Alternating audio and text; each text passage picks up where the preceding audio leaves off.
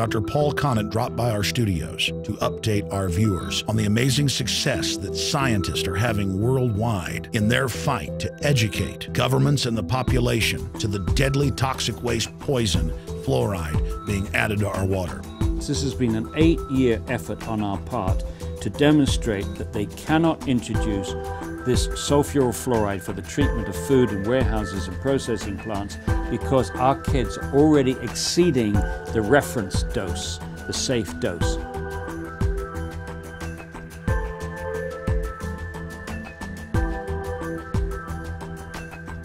Dr. Paul H. Conant is our guest, and he is an environmental chemist and, of course, a toxicologist, and has been a prominent critic in the U.S. and around the world since he first researched exactly what the so-called substance fluoride is doing, being added to our water, but also being used as a pesticide. And we had him in here just 4 or 5 months ago in studio with us.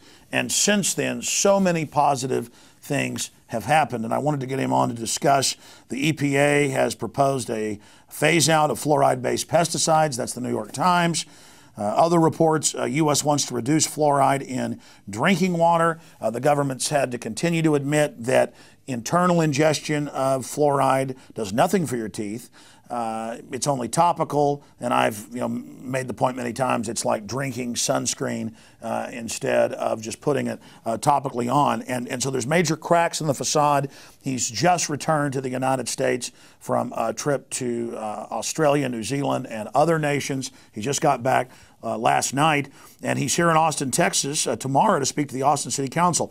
So positive things are happening all over the world, and he's here to give us a report on that. Dr. Conant, thanks for coming in. Well, thank you, Alex. You know, water fluoridation is not the most important issue confronting our planet, but it's the easiest one to end. All you need is a strong wrist to turn off the tap. Once the tap is turned off, it's over. But you need the political will to turn the tap off, and to get that political will, we need people informed and we need people organized. Thanks to you, millions of people around the world are being informed on this issue, and thanks to Fluoride-Free Texas, thousands of people in the city of Austin are being informed about the issue and being organized on the issue. So we're keeping our fingers crossed that Austin, Texas will be our next big victory. A few days ago, it was finalized that Calgary in Alberta, that's 1.1 million people, are now going to be fluoride-free, and after 20 years. And people in Waterloo, Ontario, voted it out. So the squeeze is on Ontario. And don't forget that most of British Columbia and most of Quebec, the wings of Canada, are already fluoridation-free. And we're squeezing on Alberta with Calgary out, Edmonton may be next, and then we're squeezing on Ontario. If Ontario was to go, if Toronto was to go, or even Ottawa was to go, I think it would be the end of fluoridation in Canada. Meanwhile, we've got a very good organizing group in New Zealand. FAN New Zealand is excellent, and FAN Australia has just been formed. So there's a fight back everywhere. And then a few days ago I was in Dublin, which is mandatory fluoridation. Because of American pressure back in the 1960s, Ireland has mandatory fluoridation. It's the odd man out in Europe. Only 3 countries in Europe have any fluoridation at all. England at 10%, Spain at 3%, and Ireland at 73%. But lots of people in Ireland don't want this fluoride in their water. But many other people don't know it's there. Now, you've been talking about some of the big cities that are going fluoride-free. I've seen reports like towns outside Austin, like Lago Vista, right, having it removed. Other cities not putting it in. Big fights in places like San Diego, where they've had to bring in supposed private money to do it. I briefly want to give people a recap of just some of the basics of the danger of fluoridation and how discredited it's gotten and what it signifies for you that this facade of you people are crazy is beginning to fall in, because I've seen the reports of the majority of government scientists and unions sending in their own letters, toxicologists, environmental chemists, saying this is insane. The increases in bone cancer, the fracturing of the bones, the dental fluorosis. I mean, it's such a hoax. But before we go there, you also gave me some very positive news earlier when we were talking about what's happening in the state of Georgia. Yes, some very prominent black leaders. Andrew Young, former ambassador to the UN, former mayor of Atlanta, whose father was a dentist and for years was pro-fluoridation, came out with a public statement a few days ago calling for an end to mandatory fluoridation in Georgia.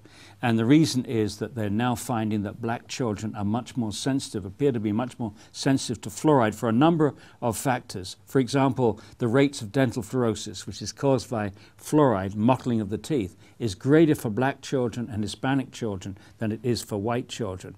But the parents are not being warned. You know, in terms of the basics, probably the single most basic fact that anybody needs to know is the level of fluoride in mother's milk. You know, what was developed over millions of years by evolution, Mother Nature, however you saw the development of humankind, this is baby's first meal, which is designed to be the best delivery of all the things that the body needs, right? And it's practically none. The level of fluoride in mother's milk is 0.004 parts per million, which means a bottle-fed baby is getting, in a fluoridated town like Austin, is getting 250 times more fluoride than nature intended. And then you have these lunatics, these people that are more interested in money than protecting our babies or our health, selling for baby water, so-called purified water, which has fluoride added to it. So they're deliberately giving babies 250 times more fluoride than nature intended. And they push it in the public schools. They've got dozens of brands. They've got it in packages, little school buses on the side. You go to grocery stores or baby stores, there's giant end caps. They've got recordings playing. Your baby needs it. They've got to have it. But you just broke down the facts, and I've read the statistics. Go over some of them. Am I correct, doctor, that the studies show these different fluoride types have a much more adverse effect on babies and the developing? Yes, it's the first year which is the most sensitive year. According to government-funded researchers from Iowa, it's the first year in which the baby's at greatest risk at developing dental fluorosis. And we've got a huge problem now in the United States. 41% of children between the age of 12 and 15 now have dental fluorosis. Now that's all American kids. That's an average of kids living in fluoridated communities and non-fluoridated. And that's up from 10%. 10% was where they began in 1945. That's what they thought. We can fluoridate the water, lower at 1 part per million, lower tooth decay, and we'll keep the dental fluorosis at 10% in its very mild form. Now we have 41%, probably 50% in fluoridated communities, and 3.6% of those have moderate or severe dental fluorosis. And from the studies I've read, but correct me if I'm wrong, this is the surface effect. And so this is what we're seeing, but the studies on IQs, on bones, bone cancer. You can't see them unless you do a study. You can't walk down a road and tell if someone's had brain damage, whether their IQ's lowered, whether they earlier onset of puberty or any of these other things. You can only find that was caused or not by fluoride if you do the studies. And we're just not doing the studies in this country. We're not doing any studies to see if there's a relationship between fluoridation and arthritis, even though we know the first symptoms of fluoride poisoning of the bone is just like arthritis. We're not looking to see if there's a relationship between fluoridation and the massive increase of underactive thyroid gland. Even though doctors used to give fluoride tablets to lower thyroid function in the 30s, 40s, and 50s, very low doses, by the way. We're not looking to see if there's a relationship with fluoridation and lowered IQ, even though we have 24 studies now from China, India, Iran, and Mexico, which shows that moderate exposure to fluoride is lowering IQ in children. Well, that was my next point. You're saying we're not studying it because this is the home of fluoride where it began. You live here in the United States as well, but all these other countries have. And we know that the teeth turning into pot-eaten, yellow wrecks, that's only the surface effect, the brain. Right. That's right. What about glands in the brain? Yeah, the pineal gland, this little gland between the two hemispheres of the brain, it concentrates fluoride because it's a calcifying tissue just like the teeth and the bones. And the researcher that did this, somebody I've met several times, Dr. Jennifer Luke in England, she also showed that animals lowered melatonin production. And this pineal gland produces melatonin, which is like a biological clock.